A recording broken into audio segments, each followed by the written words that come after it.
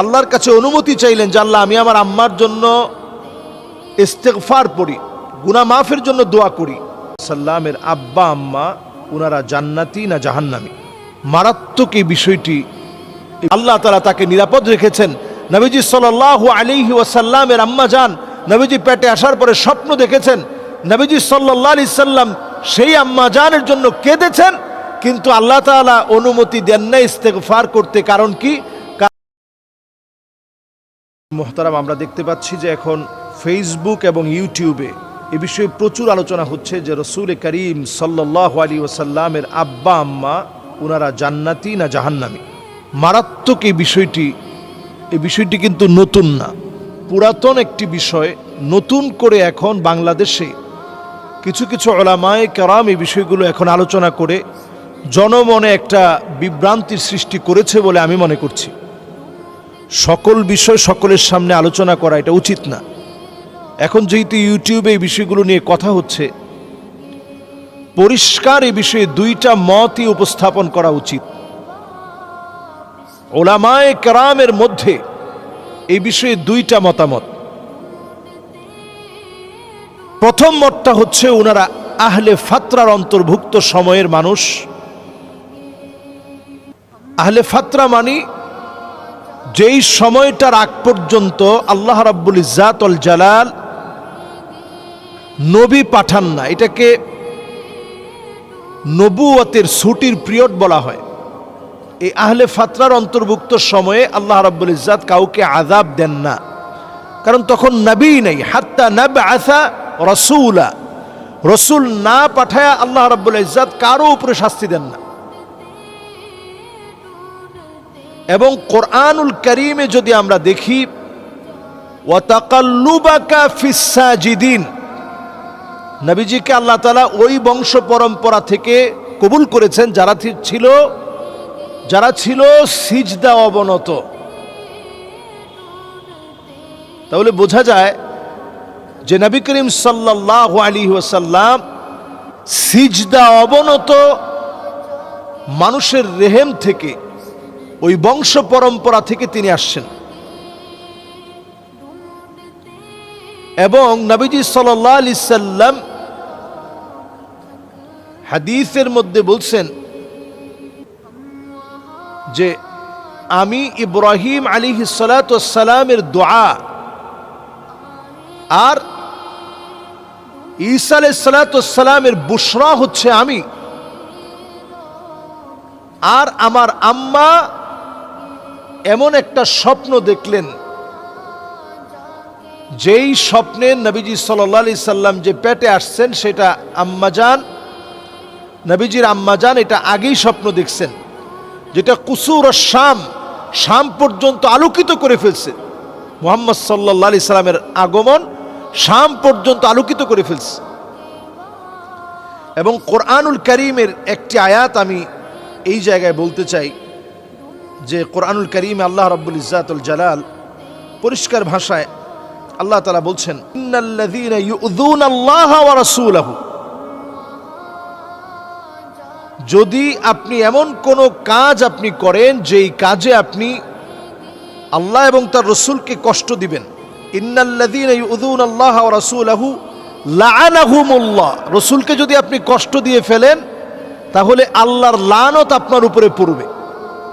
ফিদ দুনিয়া ওয়াল আখিরা, দুনিয়াতেও পড়বে আখিরাতেও পড়বে, লানত আপনার উপরে পতিত হবে। ওয়া আদ্দা লাহুম আযাবাম মুহিনা, কঠিন কষ্টদায়ক যন্ত্রণাদায়ক শাস্তি আল্লাহ রাব্বুল আলামিন আপনার জন্য রেখেছেন। তাহলে বোঝা যায় যে নবী করিম সাল্লাল্লাহু আলাইহি ওয়াসাল্লামের এই বিষয়গুলো নিয়ে উলামায়ে কেরামের দুইটা মত। একপাক্ষিক মত হচ্ছে যে কোনোভাবেই এই বিষয়গুলো নিয়ে কথা বলে অতিরঞ্জিত বাড়াবাড়ি করে নবী করিম সাল্লাল্লাহু আলাইহি ওয়াসাল্লামকে কষ্ট দেওয়া যাবে না। নবীজি নিজেও এই বিষয়গুলো বললে বিরক্ত হতেন।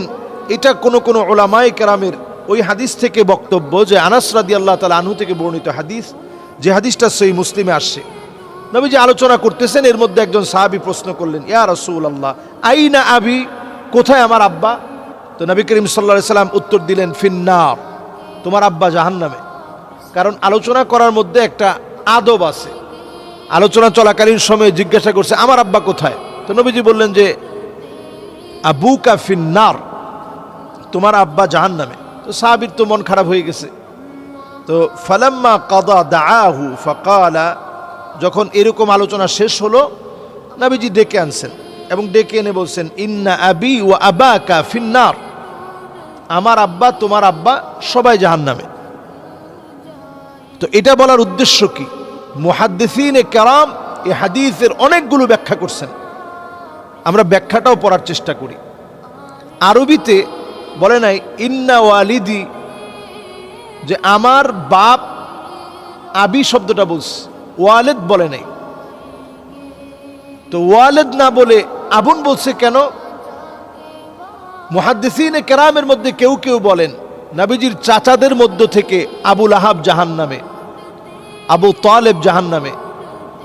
তো এই আবুন দ্বারা চাচা উদ্দেশ্য, কেউ কেউ বলেন চাচা উদ্দেশ্য। আরবিতে এই আবুন শব্দটা অনেক ধরনের অর্থ সাপেক্ষ একটি শব্দ, যেটি অনেক ধরনের অর্থকে মিন করে।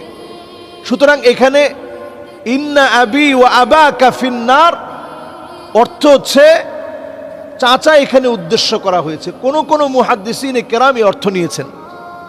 কাজে আমরা এই বিষয়টাতে একবারে ডিরেক্ট এই কথাটা না বলি যে নবীজি সাল্লাল্লাহু আলাইহি সাল্লামের পিতা, নবীজি সাল্লাল্লাহু আলাইহি সাল্লামের আম্মা জান ওনারা জাহান্নামী, এই কথাটা না বলি। এই কথাটা নিয়ে উলামায়ে কেরামের মধ্যে দুইটা বক্তব্য যুগ যুগ ধরে ছিল। আমার কাছে সবচেয়ে নিরাপদ বক্তব্য বলে মনে হয় এটা আল্লাহর উপরে ছেড়ে দেয়া।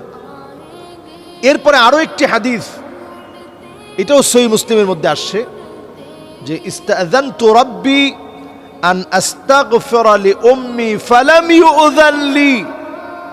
নবীজি সাল্লাল্লাহু আলাইহি সাল্লাম ওনার আম্মা আমেনার কবর যখন জিয়ারত করতে গেলেন, আল্লাহর কাছে অনুমতি চাইলেন যে আল্লাহ আমি আমার আম্মার জন্য ইস্তিগফার পড়ি, গুনাহ মাফের জন্য দোয়া করি। ফালাম ইউযান লি, আল্লাহ অনুমতি দেন নাই। এই হাদিসের ব্যাখ্যাও মুহাদ্দিসিনে কেরাম এই ব্যাখ্যাও করছেন যে আমেনা, যার নামই ছিল আমেনা, আল্লাহ তাআলা তাকে নিরাপদ রেখেছেন গুনাহ থেকে। এমন একটা সময়ে তিনি ছিলেন আহলে ফাতরার অন্তর্ভুক্ত ছিলেন, যেই সময়ে আল্লাহ তাআলা নবীদেরকে পাঠান নাই, যেই সময়ে আল্লাহ রাব্বুল আলামিন রসুলকে রিসালাতের দায়িত্ব দেন নাই, যেই সময় নবীর আগমন বন্ধ ছিল, ওই সময়ের লোক ছিলেন উনি। কাজেই ওনারা শিরকের মধ্যে নিমজ্জিত হয় নাই। গুনাহের কারণে শাস্তি তো আল্লাহ তাআলা তখন দিবেন যখন আল্লাহ তাআলা নবী পাঠানোর পরেও সেই নবীকে অস্বীকার করা হয়েছে, তখন আল্লাহ তাআলা শাস্তি দিবেন। যেহেতু হাত্তা নাবআসা রাসূলা, রসুলই আসে নাই, সুতরাং আম্মাজান, নবীজির আম্মাজান যিনি আমেনা, আল্লাহ তাআলা তাকে নিরাপদ রেখেছেন। নবীজি সাল্লাল্লাহু আলাইহি ওয়াসাল্লামের আম্মাজান নবীজি পেটে আসার পরে স্বপ্ন দেখেছেন, নবীজি সাল্লাল্লাহু আলাইহি সাল্লাম সেই আম্মাজানের জন্য কেঁদেছেন, কিন্তু আল্লাহ তাআলা অনুমতি দেন না ইস্তেগফার করতে। কারণ কি? কারণ উনার গুনাহের অধ্যায় যখন লেখা হয়, শরীয়তের তাকলিফ, শরীয়ত উনার উপরে অর্পিত হয়, মা উলজিমা ফিহি কুলফা, শরীয়তের অর্পিত বোঝা ওনার উপরে চাপবে, সেই সূরত আসে নাই। নবীজি সেই সময়ে, নবীজি সাল্লাল্লাহু আলাইহি সাল্লাম আসার আগে লম্বা সময়, ঈসা আলাইহিস সালাম থেকে নিয়ে আমার রসুল পর্যন্ত লম্বা সময় আল্লাহ তাআলা ওহির রাস্তা বন্ধ রেখেছিলেন। সুতরাং যেহেতু ওহির রাস্তা বন্ধ ছিল, কাজেই উনাদেরকে গুনাহগার বলার, জাহান্নামী বলার, আহলুন নার বলার সুযোগ নেই। এই দুইটা মতই উলামায়ে কেরাম দিয়ে থাকেন। কাজেই এই বিষয় নিয়ে আমার মনে হয় বাড়াবাড়ি, অতিরঞ্জন, অতিকথন এগুলো না করে বরং আমরা এই বিষয়টা আল্লাহ রাব্বুল আলামিনের উপর ছেড়ে দেই। এবং এই বিষয়ে যেহেতু দুইটা বিষয় আছে, আমরা একটা বিষয় বললাম আরেকটা বিষয় বললাম না, এতে করে একটা সংশয় তৈরি হবে। এই কাজটা আমরা না করি। আল্লাহ আমাদেরকে বোঝার তৌফিক দান করুন।